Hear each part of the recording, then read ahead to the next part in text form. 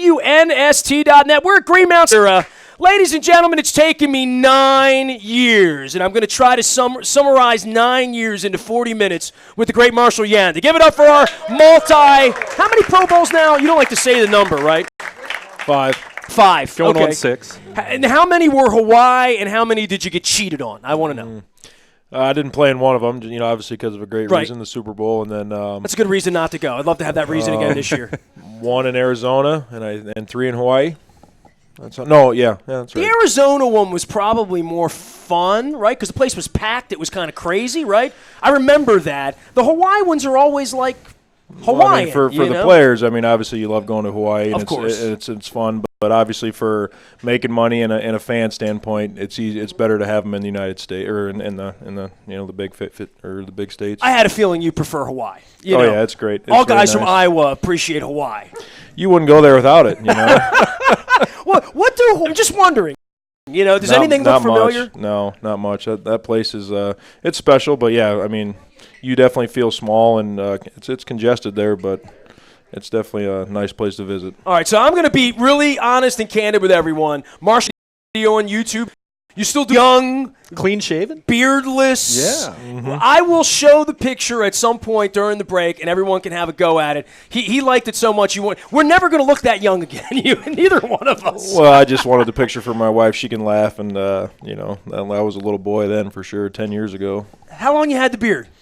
Oh, probably about 5 or 6 now. There's a bunch of guys that don't ever remember you. Like Pitta, when I showed him a picture of you without the beard, he had no recollection ever of you without a beard. It might be longer. Yeah, it might be longer. That might be, maybe 8 years, but it's low maintenance, easy. You don't have to touch it for a month at a time, maybe more. It's, I'm going for low maintenance. It's nice. Your wife like it or not like it? She hates it. She tells me about it every day. She hates it.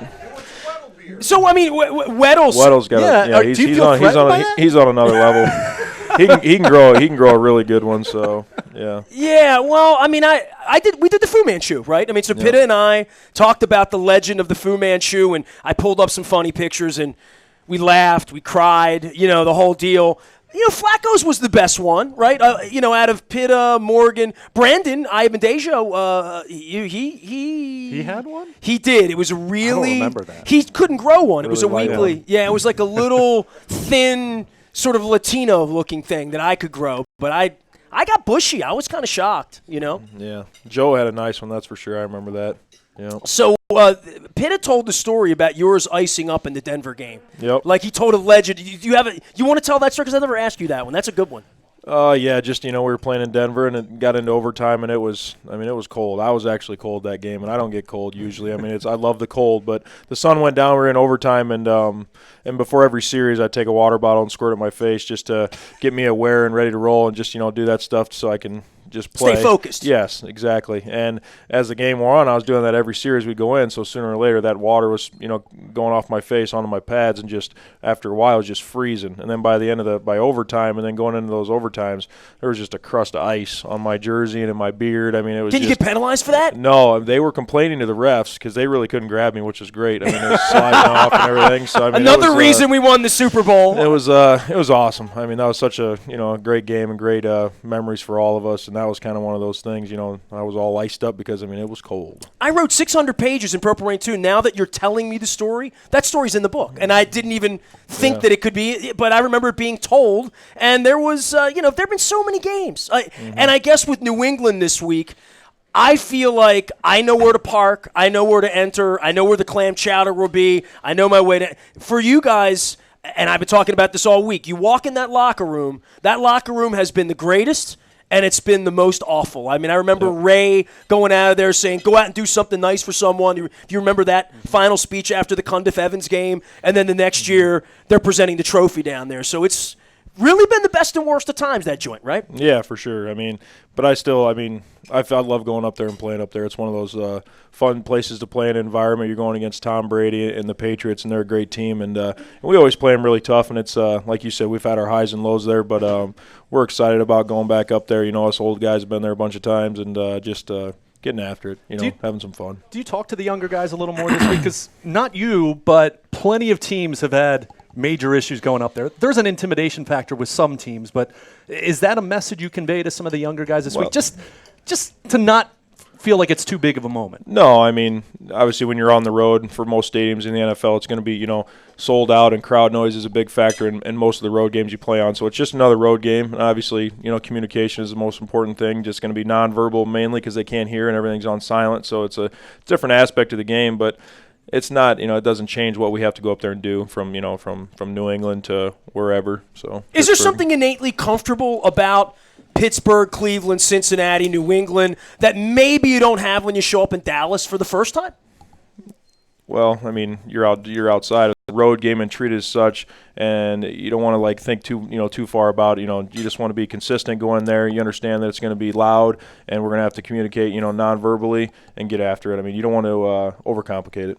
Luke's going to have all the football questions. We're going to get that. I'm going to do This Is Your Life, Marshall, in the second, and everybody in the building. And he came by, and he's like, no, I'm going to come out and do a show with you, and we'll do it there. So I thought, okay, well, so tonight's the offensive line, to me, has been as big a story. You're left, you're out, you're in. Alex was here, now he's out. Ronnie was in, he's out. Now he's back in and playing well on your side.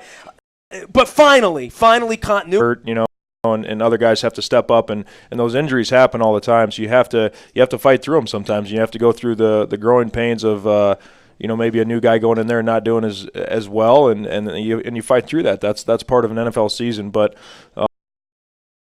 there was a lot of talk right after the bye. You came back from one who was for a game to see if I could deal with it and fight through it, and I did. I finished the game, but it just wasn't.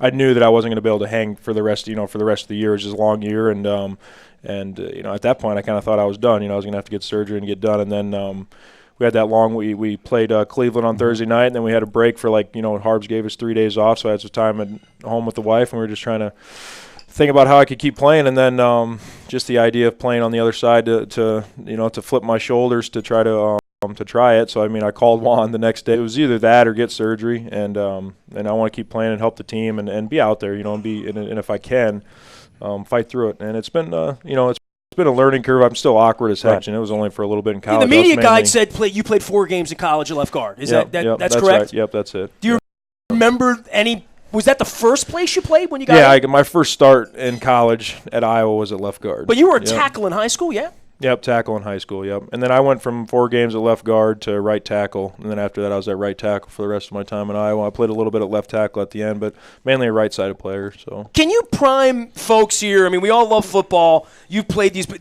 tell everybody really the difference guard to tackle, other than you want to be a little taller, you want to have longer arms, all of that, but just from a technique standpoint, to make that move guard to tackle, it sounds subtle for every, and we've seen a lot of, Mike Flynn's have gone center guard, and a lot of guys have moved around a little bit. Alex Lewis, a great example of that, but it is different, right? Yeah, I feel like, out on the edge when you're at tackle, you just have to be longer just because the junction point, for mainly speaking pass rush, that angle is different. You're gonna be meeting a guy probably 5 yards back, before you make contact. You're gonna take your set back and meet him at 5 yards. At guard, everything happens quicker.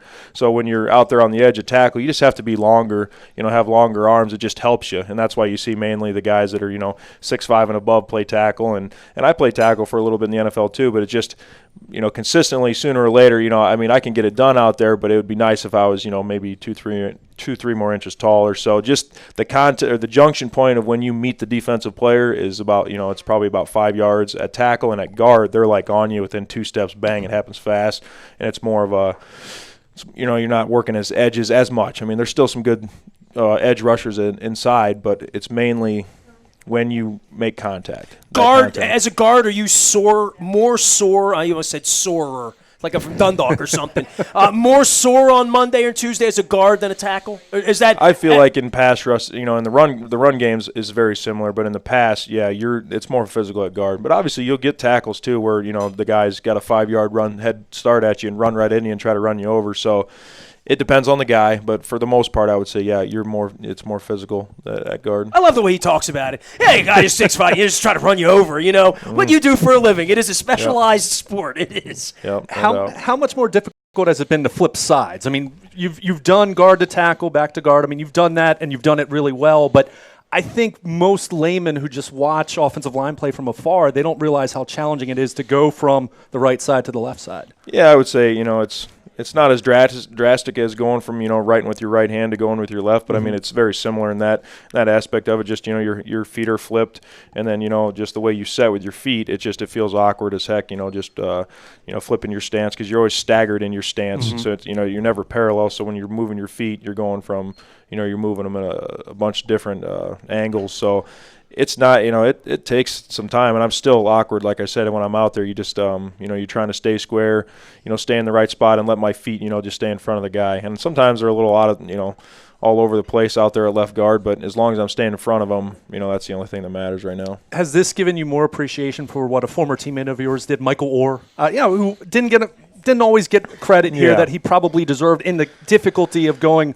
right to left tackle sometimes in the middle of a game? Yeah, I think that hurt him. I really think it did. I mean, that's hard to do. And obviously, to do that, for pretty much, however, I think he did it for 5 or 6 years back and forth. That's hard. So yeah, I mean, it's tough, and it's tough for other people to understand, on the outside. But in the offensive line play, the guys that have played, the guys that have to deal with it, that it's tough, and you got to deal with it. So. Marshal Yanda out here with us. We're at Greenmount Station in Hampstead, Carroll County. It's all for the Bone Marrow Registry for There Goes My Hero. Give it up for Fremont Mortgage, our sponsor, as well as Chris. Happy holidays. It's a beautiful ride up here if you get an opportunity to do that. Anything